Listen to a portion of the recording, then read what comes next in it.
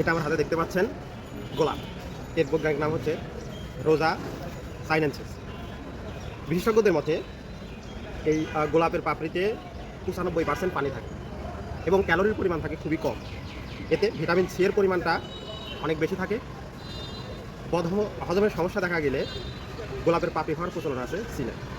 এবং যে সকল নারীদের পিরিয়ডের সমস্যা আছে তারা গোলাপের পাপড়ি খেলে উপকার পাবে। যাদের ওজনে সমস্যা, অনেক বেশি ওজনে ভুগছেন, তাদের ক্ষেত্রেই সবথেকে ভালো সমাধান দিতে পারে গোলাপের পাপড়ি।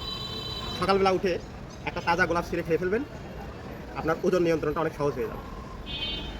প্রিয় ভিউয়ার্স, যাদের স্ট্রেস বেশি চিন্তামগ্ন থাকেন, অনেক বিষয়ে ডিপ্রেশনে ভোগেন, তাদের ক্ষেত্রে সবথেকে সহজ সমাধান হতে পারে গোলাপের পাপড়ি। সুপ্রিয় ভিউয়ার্স, আপনি যদি এই গোলাপের স্মেলটা নেন, এটা আপনাকে স্ট্রেস কমাতে সাহায্য করবে। আয়ুর্বেদ গবেষণায় দেখা গেছে যে এই গোলাপের সুগন্ধি অ্যারোমিক থেরাপি হিসেবে কাজ করে। সুপ্রিয় ভিউয়ার্স, এই গোলাপের পাপড়ি যদি চিনির সঙ্গে গুলকন্দ করে খেয়ে ফেলেন, তাহলে আপনার পেটের ব্যথা, আপনার মাথা ব্যথা, তারপরে মানসিক যে চাপ, এইটা দূর হবে। প্রতিদিন দুধের সঙ্গে গুলকন্দ খাওয়ার উপকার আছে বেশ।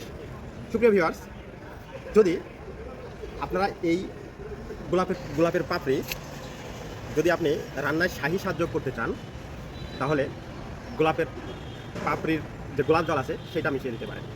সুপ্রিয় ভিউয়ার্স, এই গোলাপের ত্বকের যে ব্যবহার, এটা বেশ পুরনো।